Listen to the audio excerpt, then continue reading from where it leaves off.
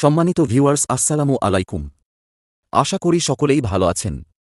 শিক্ষা সম্বন্ধিত যাবতীয় তথ্যের জন্য এই চ্যানেলটি সাবস্ক্রাইব করে রাখতে পারেন। ভিউয়ার্স, বাংলাদেশের সরকারি চাকরিজীবীরা সবসময় নতুন বেতন কাঠামোর ঘোষণার অপেক্ষায় থাকেন। বিশেষ করে জাতীয় নির্বাচন সামনে এলে এই প্রত্যাশা আরও বেড়ে যায়। সম্প্রতি নতুন পে কমিশন গঠন করা হলেও সুখবরটি এখনই আসছে না। সরকারের অভ্যন্তরীণ সূত্র জানিয়েছে, ফেব্রুয়ারিতে জাতীয় নির্বাচন অনুষ্ঠিত হবে। এই সময় নতুন কাঠামো ঘোষণা করলে তা সরকারের ওপর আর্থিক চাপ তৈরি করবে।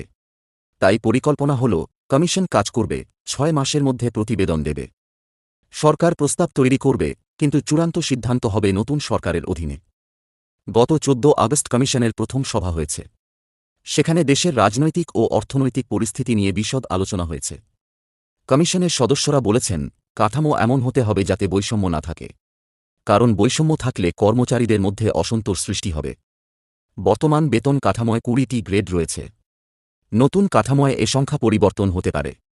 এতে সরকারি কর্মকর্তা, রাষ্ট্রায়ত্ত ব্যাংক, বিশ্ববিদ্যালয়, শিল্প প্রতিষ্ঠানসহ মোট প্রায় 15 লাখ কর্মচারী উপকৃত হবেন। অর্থ উপদেষ্টা সালেহুদ্দিন আহমেদ জানিয়েছেন, সময়সীমার মধ্যে প্রতিবেদন দিতে হবে এবং দেশের আর্থসামাজিক পরিস্থিতি অবশ্যই বিবেচনায় রাখতে হবে।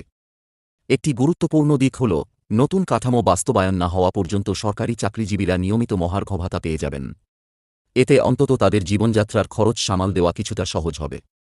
প্রতি 5 বছর অন্তর নতুন বেতন কাঠামো ঘোষণার নিয়ম থাকলেও আগের সরকার সেটি বন্ধ করে দিয়েছিল।